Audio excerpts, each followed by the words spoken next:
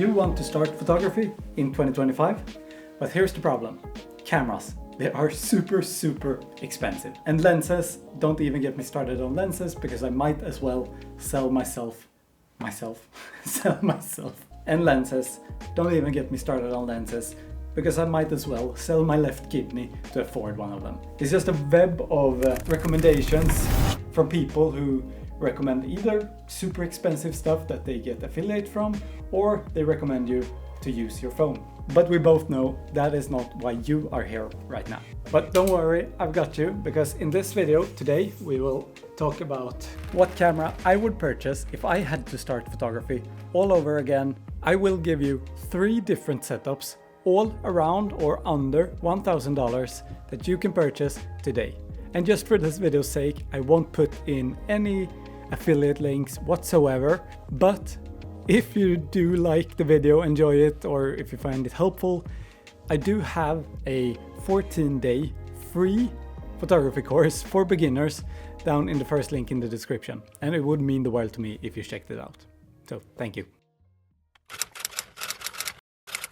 Alright, but first things first, let's start off with the camera. And for this first setup, we are going to take a look at the Sony ecosystem. And when it comes to Sony, I would go for something that is very capable but still very affordable, and that would be a Sony a6100 or 6100. And you might ask why? Well, it's basically just an a6400 but cheaper. It has an 24.2 megapixel sensor, and it is an APS-C sensor, so your photos will have plenty of quality and look really crisp. And it has really good autofocus, even with today's standard. I think it holds up. And if you are a hybrid shooter and want to do some video as well, the a6100 also has 4K video. It might not be the comparable with the newer Sony higher end cameras, of course, but you still get 4K for a fraction of the price. And I do think you can find one of them for around $500-600, which is a really good price, and which leaves us with a little bit of room, or quite a lot of room, to talk about something that might be even more important, and that is lenses. And you have probably heard this before, that lenses are more important than the body, and in my opinion that is actually very true, because when it comes to the body, you can get very similar qualities in a lot of different camera bodies. It's more a question of what you like.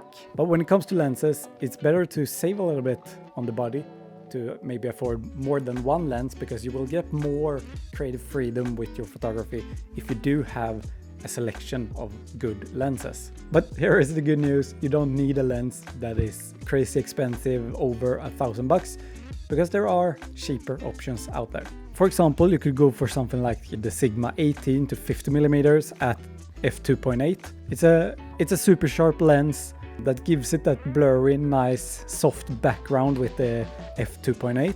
It is a great lens for street, for portraits, and also for landscapes. But for all the things that I mentioned in this video, I'm also taking into consideration that you could buy a lot of these things on the second-hand market. So that is something that I highly recommend. Of course, you need to be careful, because there is always a risk.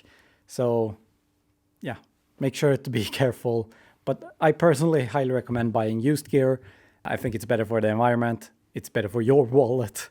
It makes a lot of sense. But to finish off this Sony setup, I would highly recommend getting maybe 2 lenses at around $200 each. And then with the camera on top of that, you end up with a setup of a really capable APS-C camera with 2 lenses, which will get you really far.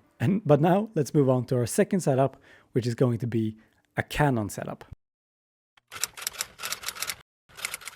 And if you're new to photography and want the cheapest possible gear you can find, then going into the Canon ecosystem is probably a good bet, because as we talked about before, buying used gear usually is cheaper, and since Canon has such a big catalog of gear and a lot of people have used Canon for a very long time, there is a lot of gear on the second-hand market. So if you're on a tight budget, I would recommend checking Canon gear out.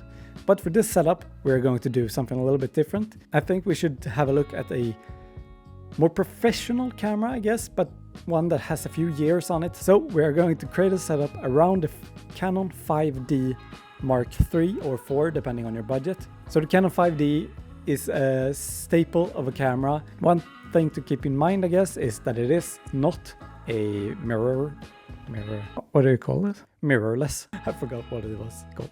It is not a mirrorless camera, it is a DSLR. So it is a little bit larger and clunkier, like DSLR cameras usually are. But this was seen as sort of the top of the line cameras for a very long time. And if you get the 5D Mark III, you can get away for a little bit cheaper. If you have a little bit more to spare, I would highly recommend the Mark IV. So you get that really good quality from that full frame sensor. It has amazing dynamic range, and the build quality of this camera is amazing.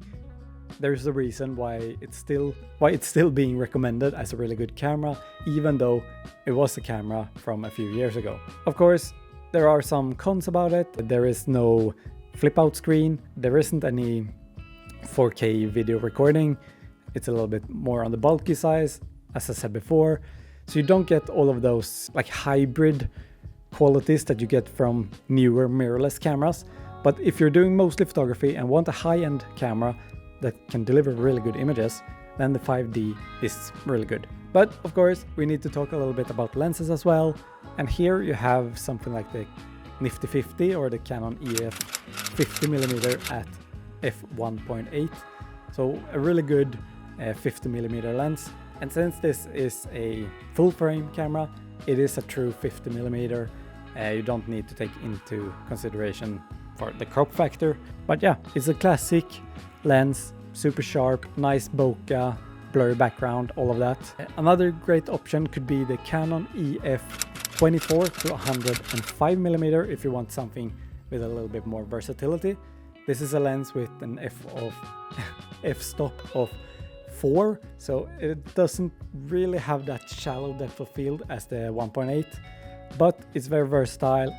I really like having zoom lenses. I think they are great for versatility, and especially for beginners, I think they're really good because you can sort of practice different focal lengths and stuff like that. Yeah, so this recommended Canon setup is really good for those of you who are just looking for a photo camera and not thinking too much about the videography side. Someone who wants a DSLR, more physical, raw feeling, I guess, but wants really good image quality. All right, before we move on to our third and last setup for this video, I just wanted to jump in and say, of course, there are many more options out there, and don't just go and buy whatever I tell you to buy, because always do your own research. These are just some examples of things you could purchase. I hope that makes sense. If you are like me and really like the Fujifilm cameras look, I guess, I'm a sucker for that more vintage aesthetic feel or look to the cameras. So of course we have to make a Fujifilm setup for this video as well.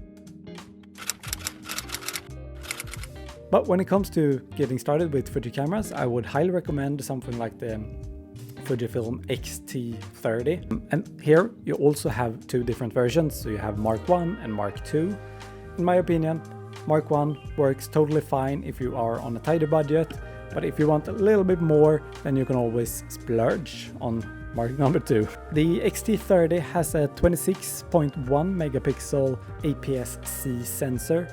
It is really great detail and dynamic range in that camera. The images straight out of the camera looks really good, but also the RAW format. The autofocus works really well in this camera as well. So it's a great option for beginner photographers that want to use autofocus. And when it comes to lenses, you have options like the XC35 at f2.0, which is a sharp and fast lens for those nice blurry backgrounds, and it is really good for like portrait photography. Then you also have the XC16 to 50mm at with f3.5 to 5.6, but this camera itself, in my opinion, it maybe isn't about technical perfection, but more being a really good camera that feels good to handle, that looks good, something that you can grow with, and something that you can enjoy photography with. Alright, so those were 3 different camera brand setups that I would recommend to someone who was considering starting photography and wanted something that is both capable but also something that they can grow with and use for a longer period of time, so they don't need to change camera straight away. But then of course there are other brands that you can check out as well. There are Nikon cameras. If you are interested in Nikon cameras, I highly recommend checking out my friend Christian Gidlev's channel. He's a great Nikon photographer. He can probably answer all your Nikon questions, so go check him out in the description as well. But when we are talking about camera setups, I think it is really important to also talk about things that you need that doesn't include lenses and camera bodies, because there are a few things that I personally think that you definitely need. So first of all, I think it is really good with extra batteries. Usually you just get one with your camera. I would highly recommend getting 1 or 2 more so that you have spares, so that you can make sure that you don't run out of battery when you're out on a photography shoot. Sort of the same for SD cards, but here it is important to remember that you need to purchase SD cards that are fast enough for your camera. So if you buy a card that is too slow, it's not guaranteed that it will work with your camera. So make sure to check out the speed, the writing speed you need on your SD card. Then, depending on what kind of photography you want to do, you might want some filters for your camera, like an ND filter, but you might also want a tripod. And when it comes to tripod, make sure that you get something that is stable, because those really cheap tripods might hold your camera, but they might be really unstable. But this doesn't mean that you need to break the bank to get a stable tripod. There are pretty cheap versions out there as well, but get something that is reliable. I mean, it is your camera that you're putting on it, so something reliable makes sense. And then last of all, you also need, or if you want, an editing software. I personally highly recommend Adobe Lightroom. I know Adobe programs are expensive, but using Adobe Lightroom is what I would recommend. If you're on a budget, there are free versions and some phone apps you can use as well. But I personally like editing my images on my computer on Lightroom Classic. Alright, I think that is it. That is all the things you need to get started with photography and also level up to become more of a pro level photographer. So my opinion is, don't waste your time on trying to find the perfect camera.